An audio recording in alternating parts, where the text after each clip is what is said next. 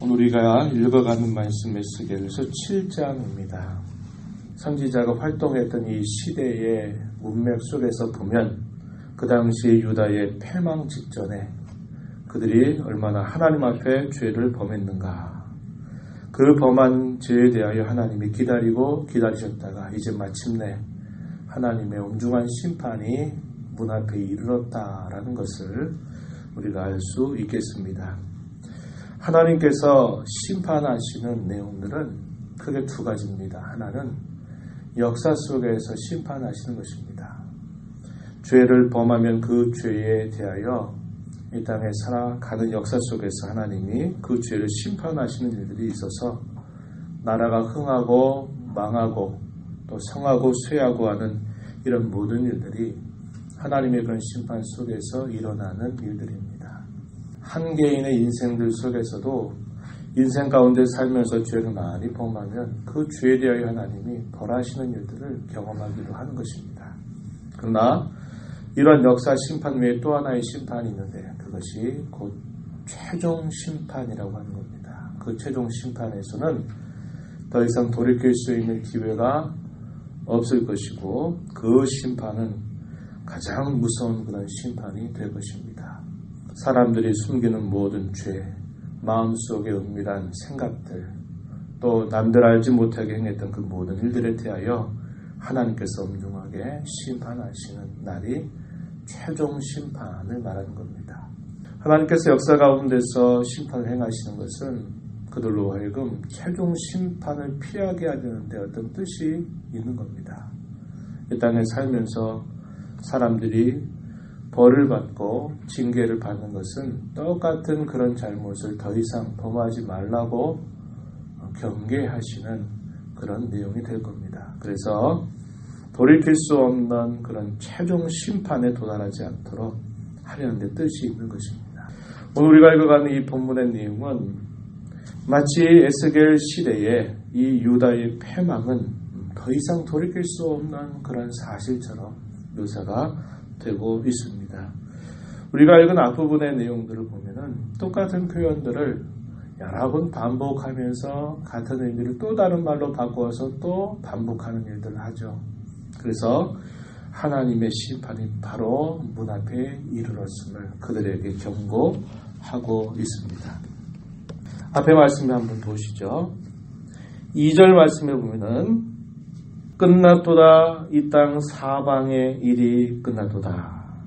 끝이 이르렀나니 내가 내 진노를 내게 나타내어 내 행위를 심판하고 내 모든 가증한 일을 보응하겠다.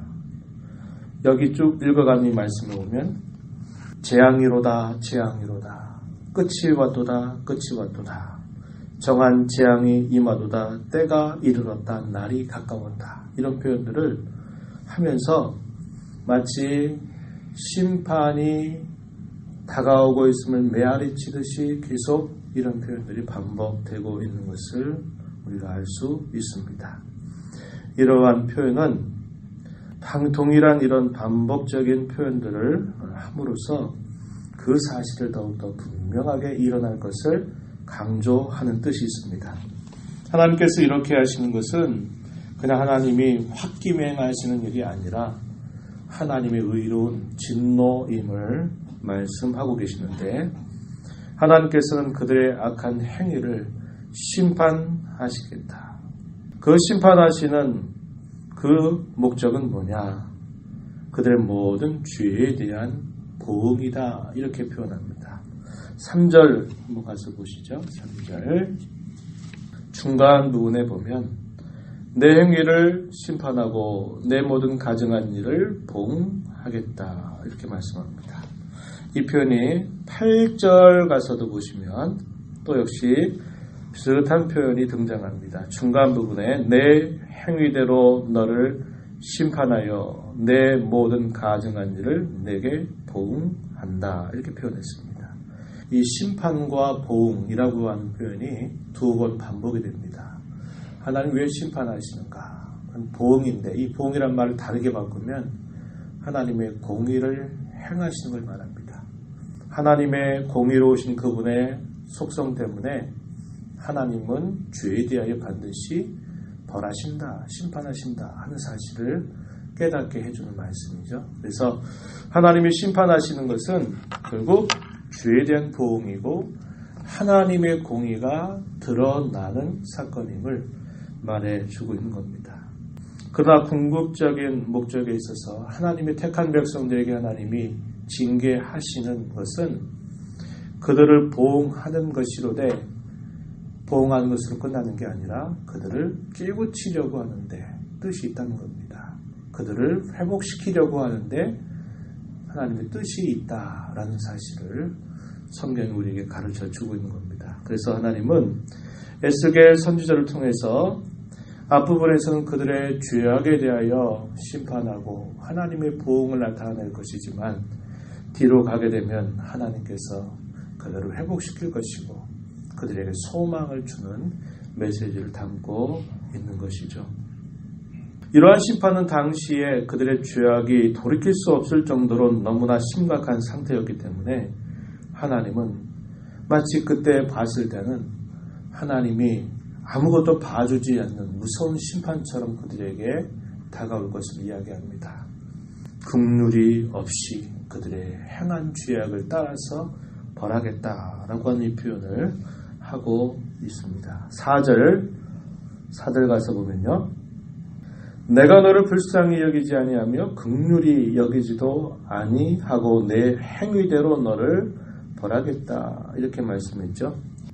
9절 가서도 한번 또 보면요. 이렇게 말씀합니다. 내가 너를 불쌍히 여기지 아니하며 긍휼히 여기지도 아니하고 내 행위대로 너를 벌하겠다. 동일한 표현이 9절에서 또 반복이 되고 있습니다.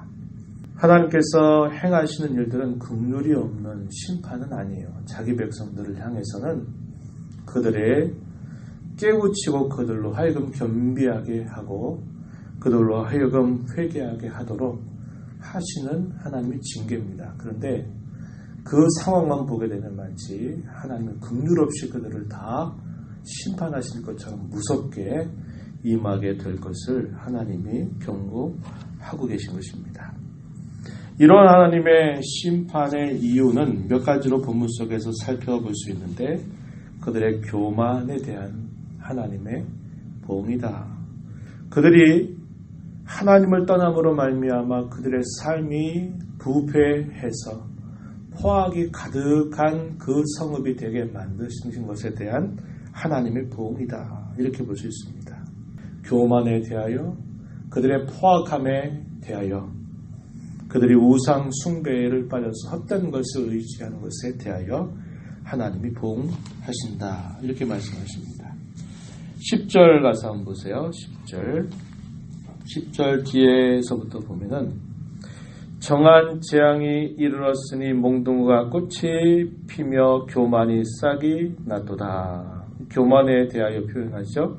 11절 가서 보면 포악이 일어나서 죄악의 몽둥이가 되었다. 이렇게 말합니다. 또 뒤로 가서 보면은 또 그러한 표현들을 우리가 또 확인할 수 있겠는데요. 그들의 강포와 그들의 교만에 대한 그 표현들이 나타나는데 20절 가서 한번 보세요. 그들이 그 화려한 장식으로 말미암아 교만을 품었다. 이렇게 말합니다. 그들이 교만 있고 그들의 포악함이 가득 찼기 때문에 하나님께서는 이것을 보응하실 것을 말씀하는 것이고 그들이 하나님 대신에 우상을 섬기고 의뢰하였던 그것에 대하여 하나님 역시 보응하신다. 이렇게 말씀을 하십니다. 그래서 교만과 포악과 우상 숭배 이에 대한 하나님의 보응이 심판으로 나타날 것이다. 이렇게 말씀하시는 겁니다. 이런 하나님의 심판 앞에서 어느 누구도 피할 수 없을 것을 강조하시는데요. 12절 한번 가서 보세요. 12절 가서 보면 때가 이르렀고 날이 가까웠으니 사는 자도 기뻐하지 말고 파는 자도 근심하지 말 것은 진노가 그 모든 무리에게 임하기 때문이다. 그 모든 무리에게 임하기 때문이다. 이렇게 표현했어요. 14절 가서도 또 보면은 이렇게 말합니다.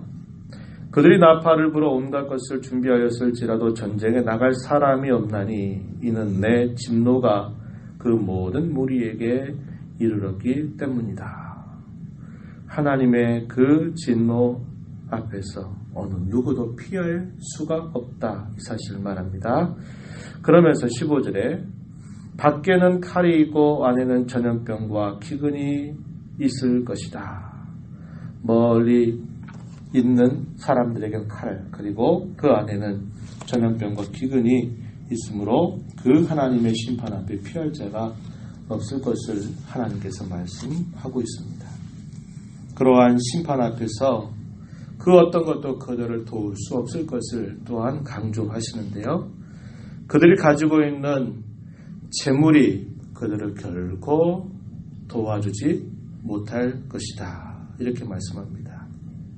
19절 말씀에 보면 이렇게 말해요. 그들이 그 은을 거리에 던지며 그 금을 오물같이 여기리니 이는 여호와 내가 진노를 내리는 날에 그들의 은과 금이 능히 그들을 건지지 못한다. 능히 그 심령을 족하게 하지 못한다. 오직 죄악의 걸림돌이 될 뿐이다. 이렇게 말씀하고 있습니다. 재물을 의지하는 것도 아무런 도움이 되지 못할 것이다. 이렇게 말하고요. 하나님을 대신해서 의지했던 모든 것들, 그런 것들이 다 오물처럼 소용이 없을 것이다. 이렇게 또 말씀을 하는 겁니다. 우리가 아까 읽었던 20절 말씀에서 또 21절 말씀에서 보면은 가증한 우상, 미운 물건을 타국인의 손에 붙여 노력하겠다. 약탈하게 하여서 더럽히게 할 것이다. 이 표현을 보면 그들이 그토록 찾았던 모든 우상, 의지했던 우상들도 하나님의 무서운 심판 앞에 아무런 도움이 되지 못한다 이야기합니다. 심지어는 그들이 마지막까지 붙잡고 생각했던 것, 그게 뭐냐면 성전이었습니다. 솔로몬 성전이 있는 한 하나님께서 우리를 버리진 않을 것이다. 우리가 참혹한 이런 일들을 당하진 않을 것이다. 이렇게 이야기하는, 마지막으로 의지하는 성전마저도 더럽혀질 것이다. 이렇게 말합니다. 당시에 거짓 선지자들의 외침이 뭐였느냐? 우리에게는 여호와의 성전이 있다는 겁니다. 하나님의 임재가 있다고 말하는 거예요. 왜요? 성전이 있으니까. 무조건 하나님이 함께 하셔서 이방 민족의 침략으로부터 지켜줄 것이다. 이렇게 그들이 믿었던 겁니다. 마지막 그들이 의지했던 이것조차도 하나님께서 뭐라고 하시냐면 내가 성전조차도 내가 더럽히도록 할 것이다. 이렇게 말한 겁니다. 이건 여러 번 말씀을 드리지만은 옛적에 솔로몬 왕이 성전을 봉헌하면서 하나님 앞에 드렸던 기도에 대한 하나님의 응답의 말씀 중에 이 말씀이 있었던 겁니다. 열왕기상 9장 3절로부터 9절 말씀에 보면은 너희가 나를 사랑하고 내 계명을 잘 지키고 나를 떠나지 않는다면 이 성전을 향해서 기도하면 내가 너희들의 간구를 들어서 응답하겠다. 하지만 나의 계명을 멀리하고 나를 떠난다면 너희가 소중하게 여기는 이 성전조차도 내가 던져버릴 것이다 라는 말씀을 하셨습니다. 그러니까 당시에 이 유다 백성들은 우리에게는 여호와의 성전이 있다. 여호와의 임재가 있지 아니한가? 이런 것을 이야기한 겁니다. 이게 뭘 말할까요? 형식적인 신앙이죠. 위선적인 신앙입니다. 껍데기만 가지고 있으면 된다고 생각하는 거예요. 그러나 하나님은 인격적인 하나님이시라는 거죠.